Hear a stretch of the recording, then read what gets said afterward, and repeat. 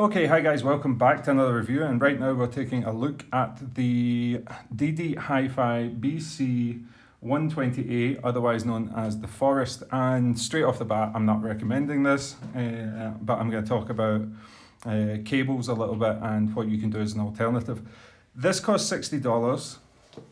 It is quite retentive of shapes. It's got memory in it. It doesn't wind up too great, and it feels kind of plasticky. You can see if I just drop that in there, it kind of rat's nests itself. Not as bad as the old standby for this comparison, the Campfire Audio. This is fine. There is a use case that I will say for it that is useful.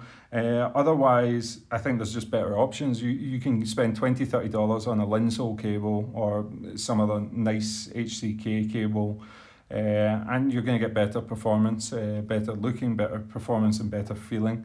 DD Hifi are a cool company, and they're making some really, really cool like adapters and stuff like that, but this cable is not worth the money by any means.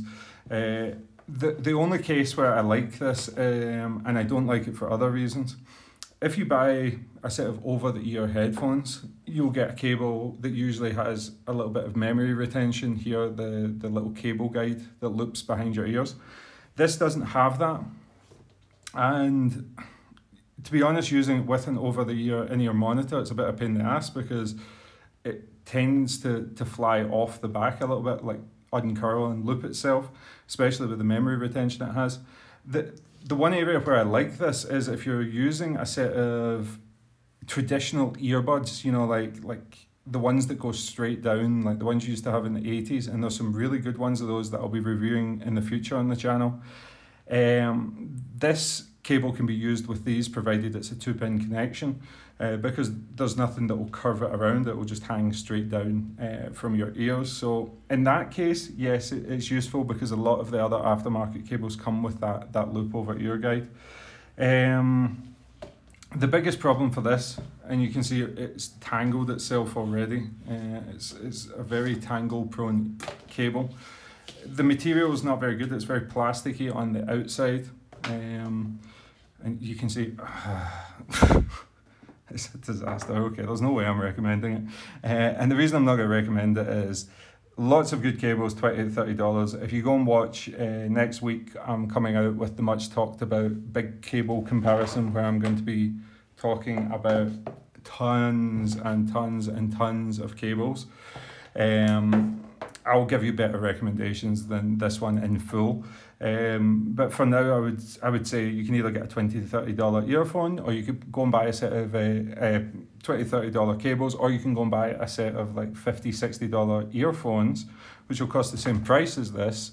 But if you get something like a DDHiFi T3, T4, they come with a really good cable. So, you know, you would get the earphones for free. You would get an excellent cable, and you would get a set of earphones at the same time, rather than buying something that's subpar and not getting a free set of earphones. The other elephant in the room is this is $60, and this, the Linsole Euphrosyne cable, which is known to me as the blue cable. This is a stunning cable, and there's a review on the channel of this as well.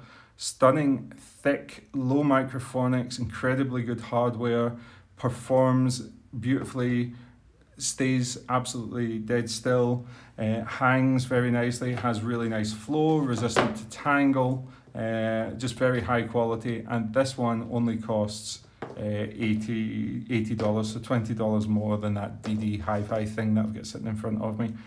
So yeah, DD Hifi is a good company. They're making some cool jacks and adapters. The cable is not. I would advise you to skip this one. Either buy one of these, buy one of Linsole or a Nice Hex, or some of these lower price cables, $20, $30, is going to give you way better performance. And yeah, that's it. If you like this sort of honest bashing of a product, then subscribe to the channel, and I'll see you on the next one.